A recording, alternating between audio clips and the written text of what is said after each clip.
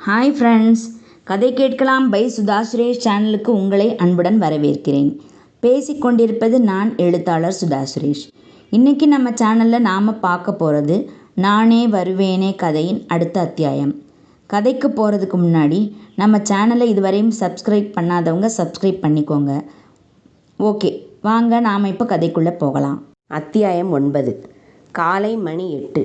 சூர்யா குளித்து தயாராகி தன் போலீஸ் உடுப்பை அணிந்து கொண்டு கமிஷனர் அலுவலகத்திற்கு புறப்பட தயாராகி நின்றிருந்தான்.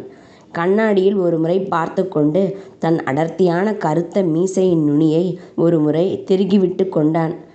சூர்யா, டிஃபன் ரெடி ஆயிடுச்சுப்பா, வா சீக்கிரம், அப்புறம் வேணான்னுட்டு அவசர அவசரமாக கிளம்பி போவே, வா சீக்கிரம். அவன் அம்மா கார்த்திகாவின் குரல் கேட்டது. இதோ வந்துட்டே இருக்கேம்மா என்றவாறு வெளியே வந்தான் சூர்யா. அம்மா அவனை அழைத்த பிறகுதான் அவனுக்கு பசி இருப்பதே தெரிந்தது. அம்மா செய்யும் டிஃபனை நினைத்தவுடன் பசி இன்னும் அதிகமாக ஆர்வமாக சாப்பாட்டு மேஜையின் முன் வந்து அமர்த்து கொண்டான். இன்னைக்கு என்னம்மா டிஃபன்? தோசையும் உனக்கும் உன் தங்கச்சிக்கும் ரொம்ப பிடிச்ச இஞ்சி சட்னியும் பண்ணியிருக்கேன்ப்பா. வாவ், வைங்கம்மா. 2 தோசையை ஹாட் பேக்கில் இருந்து எடுத்து தட்டில் வைத்துவிட்டு அதன் மேல் சட்னியை ஊற்றினார் கார்த்திகா. ஆசையாக எடுத்து சாப்பிட ஆரம்பித்தான் சூர்யா. எங்கேம்மா ரேஷ்மியை காணா? அதுக்குள்ளேயுமா சாப்பிட்டு ஸ்கூலுக்கு போயிட்டா? இல்லை சூர்யா, இன்னைக்கு என்னமோ இன்னும் அவள் குளிச்சுட்டு வெளியே வரவே இல்லை. இப்போ தான் குளிக்க போயிருக்கா போல. நீ சாப்பிடுப்பா. ஒரு தோசை முடித்துவிட்டு அப்போது தான் 2வது தோசையை சாப்பிட ஆரம்பித்திருந்தான். அவனுடைய அலைபேசி அடித்தது. யார் என்று பார்த்தான். அலுவலகத்திலிருந்து தான் அழைப்பு வந்திருந்தது. எடுத்து காதுக்கு கொடுத்தான். Yes, AC Surya here. Sir, நான் பழனிசாமி பேசுகிறேன் சார். அவர் குரலில் அவசரம் தெரிந்தது. சொல்லுங்க Palanisamy, anything urgent?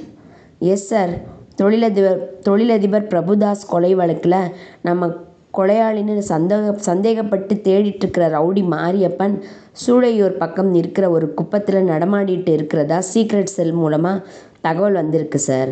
O, that's good. நான் இப்போ ஸ்டேஷன் வந்து போகணுன்னா லேட் ஆகிடும் பழனிசாமி. ஸோ நான் நேராக அங்கே சூளையூர் பக்கத்தில் வந்துடுறேன். நீங்கள் ஏதாவது ஆட்டோ பிடிச்சிட்டு நேராக அங்கே வந்துடுங்க. தென் இன்ஸ்பெக்டர் முத்துவேல் என்ன பண்ணுறாரு?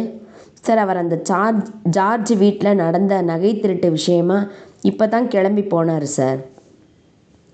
ஓகே பழனிசாமி, நான் அடுத்த 20 நிமிஷத்தில் ஸ்பாட்டில் இருப்பேன். நீங்களும் சீக்கிரம் வந்துடுங்க, குயிக். பழனிசாமிக்கு உத்தரவு கொடுத்துவிட்டு சட்டென்று எழுந்தான் சூர்யா. அவனுடைய எண்ணம் முழுவதும் ரவுடி மாரியப்பன் மேல் இருந்தது. அவனை எப்படியாவது பிடிக்க வேண்டும் என்கிற அவசரம் தெரிந்தது அவனுக்குள். மகன் சரியாக சாப்பிடாமல் எழுவதைக் கண்டு பதறினார் கார்த்திகா. உட்காருடா சூர்யா, சரியா சாப்பிட்டு போ. இல்லைம்மா, நான் உடனே கிளம்பணும், அவசரமா. அவன் சொல்வதை கூட பொருட்படுத்தாமல் கார்த்திகா தானே தோசையை எடுத்து அவனுடைய வாயில் திணித்தார். கை கழுவ போன சூர்யாவின் பின்னாலேயே ஓடினார் அவனுக்கு ஊட்டி விட்டு கொண்டே. சூர்யா கையை டவலால் துடைத்தபடி, அம்மா போதும்மா, நான் கிளம்புறேன். இன்னைக்கு அந்த கொலைகாரனை எப்படியாச்சும் பிடிச்சாகணுமா, ரொம்ப நாளாக டிமிக்கி காட்டிகிட்டு இருக்கான் சொல்லிவிட்டு தன் கால்களில் ஷூவை மாட்டிக்கொண்டான். நான் வர்றேம்மா என்று தன் தாயிடம் விடை பெற்றான். சரிப்பா, பத்திரமா போயிட்டு வா, கார்த்திகா விடை கொடுத்தார். எப்போவும் அவசரம்தான். அதுக்கு தான் இந்த போலீஸ் வேலையே வேணான்னு சொல்லிட்டு இருந்தேன். அப்பாவும் மகனும் கேட்டாங்களா? இந்த வேலைக்கு தான் போகணுன்னு ஒரே பிடிவாதமாக இருந்து கடைசியில் சாதிச்சுக்கிட்டாங்க. இந்த வேலைக்கு அவர் போனது மட்டும் இல்லாமல் மகனையும் இதிலேயே இழுத்து விட்டுட்டாரு. நான் சொல்கிறத கேட்டால் தானே. இப்போ சாப்பிடக்கூட நேரம் இல்லாமல் என்ன வேலையோ. சலிப்பும் புலம்பலுமாக முணுமுணுத்து கொண்டே உள்ளே சென்றார் கார்த்திகா. சூர்யாவின் தந்தை பரமானந்தம் உயர் போலீஸ் அதிகாரியாக இருந்து ஓய்வு பெற்றவர். அவருடைய கம்பீரமும் அவருடைய மிடுக்கான நிமிர்ந்த நடையும் மிரட்டல் பார்வையும் வேலையில் அவர் காட்டும் தீவிரமும் அவருடைய உடம்புக்கு கச்சிதமாக பொரிந்து வந்த அவருடைய அந்த போலீஸ் உடுப்பும் மகன் சூர்யாவை பிரமிக்க வைத்தன. சிறு வயதிலிருந்தே அவரை அப்படி பார்த்து பார்த்தே வளர்ந்தவன் மனதில் தானும் படித்து பெரிய போலீஸ் அதிகாரியாக வரவேண்டும் என்று கனவு காண ஆரம்பித்தான். அவனுடைய 4 வயதிலிருந்தே. தன் எண்ணத்தை அவன் தந்தையிடம் கூறும்போது அவருக்கும் மட்டற்ற மகிழ்ச்சி. மகனின் அந்த ஆசையை நீரூற்றி வளர்த்தார். அதுவும் வேர்விட்டு பலமாக அசையாத மரமாக வளர்ந்து நின்றது. நன்றாக படித்தான். தான் நினைத்தது போலவே போலீஸ் வேலையில் சேர்ந்தான். மகன் போலீஸ் ஆனதும் அவனுடைய தந்தை பரமானந்தம் மிகவும் சந்தோஷப்பட்டார். வேலையில் சேர்ந்தவுடனேயே அடுத்தடுத்து அவனுக்கு வந்த வழக்குகளை எல்லாம் வேகமாக முடித்து காட்டினான். விரைவிலேயே அடுத்தடுத்த பதவிக்கு உயர்ந்தான். திருடர்களை அவன் விரட்டி விரட்டி பிடித்ததில் ஊர் மக்களுக்கு திருட்டு பயமே குறைந்தது. அது மட்டுமல்ல, அவன் வந்த பிறகு குற்றங்களே கூட குறைந்தது என்றே கூறலாம். அவனுடைய வீரதீர சாகசங்களை பார்த்து டிபார்ட்மெண்ட் அவனை விரைவிலேயே இந்த அசிஸ்டன்ட் போலீஸ் கமிஷனர் என்கிற உயர் பதவியை கொடுத்தது. மகன் அந்த சிறு வயதிலேயே இத்தகைய உயர் பதவிக்கு வந்ததில் பரமானந்தத்திற்கு ஏகப்பட்ட சந்தோஷமும் பெருமையும். அதை அடிக்கடி வாய்விட்டு சொல்லிக்கொண்டே இருப்பார். கார்த்திகாவுக்கு மட்டும் மகனுடைய சாகசங்களைக் கண்டும் அவனுடைய இந்த வளர்ச்சியைக் கண்டும் சந்தோஷமும் பெருமையும் இல்லாமல் இருக்குமா என்ன? சந்தோஷம்தான் என்றாலும் பெற்ற மனம் மகன் சரியாக சாப்பிடக்கூட நேரமில்லாமல் வேலை செய்வதைக் கண்டு பதறுகிறது. கணவனைப் போல் மிடுக்கான போலீஸ் உடையில் நிமிர்ந்த நெஞ்சுடன் கொலைகாரனை பிடிக்கச் செல்லும் மகனை பெருமையாக பார்த்து கொண்டு நின்றிருந்தார். சூர்யா வெளியே வந்தபோது அங்கு வாசலில் போலீஸ் ஜீப் தயாராக நின்றிருந்தது. சூர்யாவை பார்த்ததும் ஜீப் டிரைவர் முத்து அவனுக்கு சல்யூட் அடித்தான். Good morning sir. Good morning Muthu. வண்டியை எடுங்க, நாம் இப்போ நேராக சூளையர் போகணும். Yes sir. ஜீப்பில் ஏற அமர்ந்து கொண்டான் சூர்யா. சூளையர் நோக்கி செலுத்த ஆரம்பித்தான் முத்து. அந்த நேரத்தில் சூர்யாவின் அலைபேசியில் மீண்டும் அழைப்பு வந்தது. பழனிச்சாமி தான் ஏதாவது சொல்வதற்கு அழைக்கிறாரோ என்று அவசரமாக எடுத்து ஃபோனின் டிஸ்பிளேயை பார்த்தான். அதில் குள்ளக்கத்திரிக்காய் என்று இருந்தது. உடனே அவன் உதட்டில் மெல்லியதாக புன்முறுவல் இழையோடியது. குள்ளக்கத்திரிக்காய் இப்போ எதுக்கு ஃபோன் பண்ணி டிஸ்டர்ப் பண்ணுது? யோசித்தபடியே அழைப்பை அணைத்தான் சூர்யா. 5 நிமிடத்திற்கு பிறகு மீண்டும் ஒலிக்கவே அதில் அதே குள்ளக்கத்திரிக்காய் என்கிற பெயர் வரவும் இப்போது அவனுக்கு சிறிது கோபம் வந்தது. அவன் மனம் பூராவும் அந்த ரவுடி மாரியப்பன் நினைவே நிரம்பியிருந்தது. 2 மாதங்களாக போக்கு காட்டி கொண்டிருக்கும் அவனை இன்று எப்படியாவது பிடித்துவிட வேண்டும் என்பதில் குறியாய் இருந்தான். அது நீண்ட முழு அழைப்பிற்கு பிறகு தானாகவே நின்றது.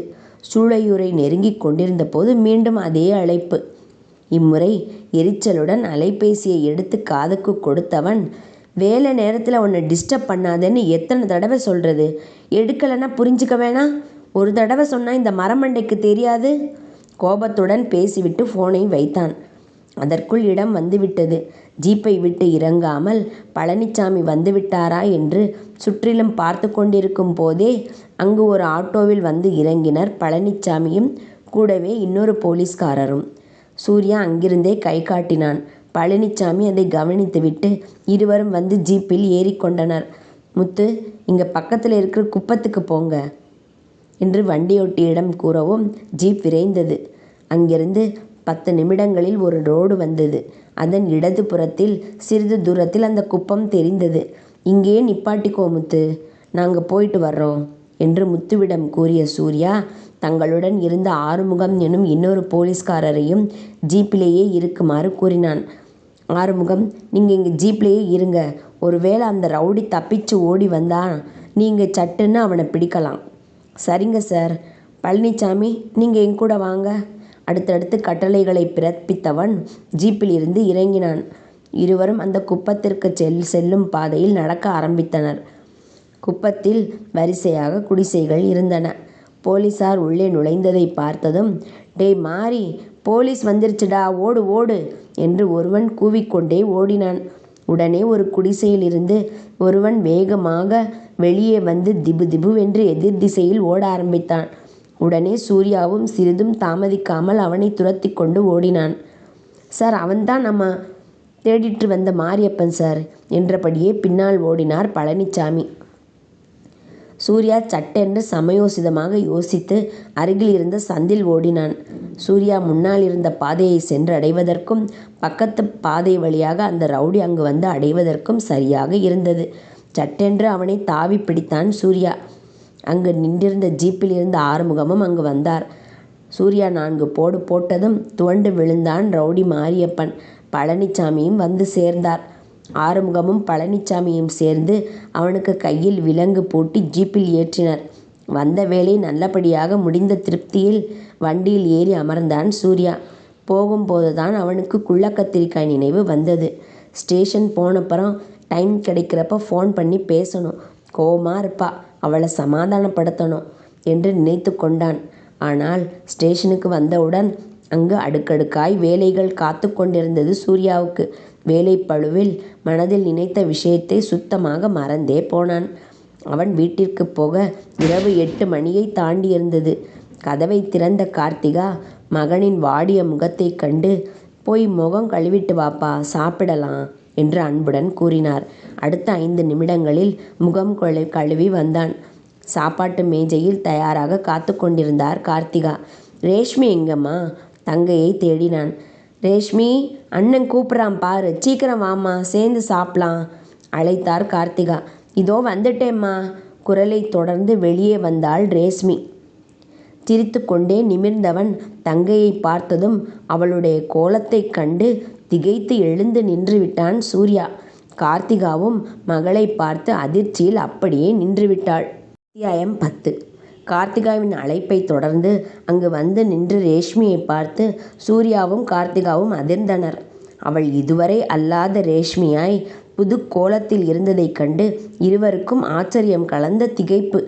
ஆகாய நீல வண்ண புடவையில் நெற்றியில் வட்ட வடிவ பொட்டுடன் கண்களுக்கும் புருவத்துக்கும் அடர்த்தியாக மையிட்டு தலைமுடியை அழகாக பின்னலிட்டு அதில் மல்லிகைப்பூவை வைத்துக்கொண்டு தேவதையாக நின்றிருந்தாள் ரேஷ்மி. இதென்ன, இவ புதுசாக சேலையெல்லாம் கட்டியிருக்கா? இது வரைக்கும் சுடிதார் தவிர வேற எந்த ட்ரெஸ்ஸுமே ரேஷ்மி போட்டதே இல்லையே. ஆனால் பரவாயில்ல, இதுவும் நல்லா தான் இருக்கு அவளுக்கு என்று மனதில் நினைத்தபடி ஒரு புன்சிரிப்பை உதிர்த்தான் சூர்யா.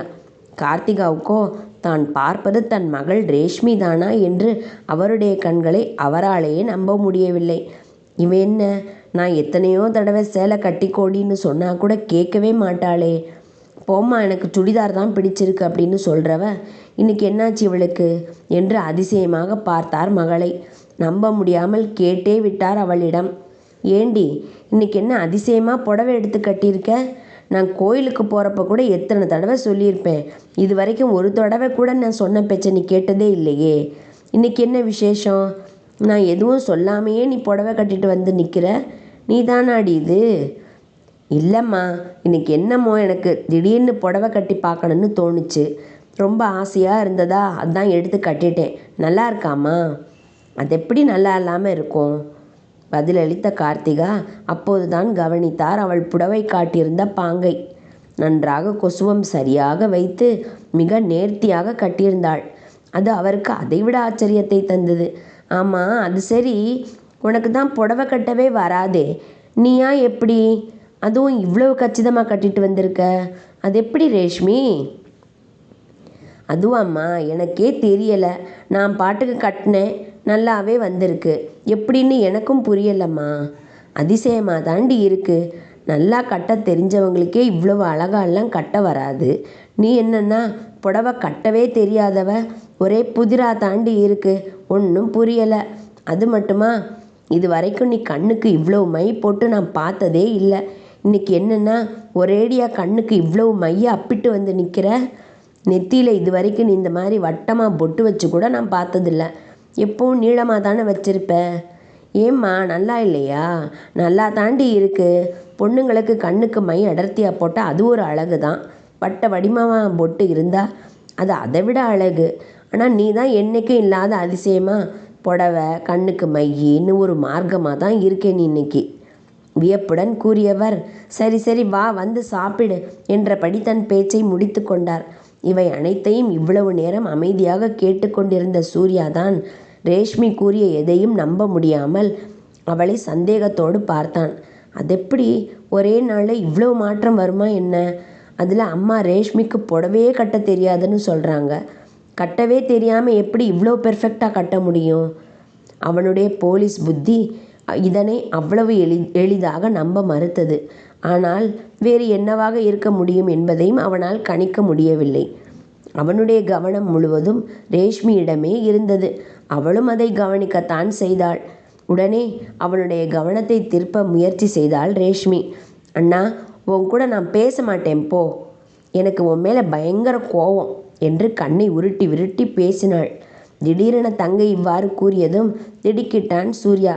தங்கைக்கு தன்மேல் கோபம். பேச மாட்டேன் என்றவுடன் பதறிவிட்டான்.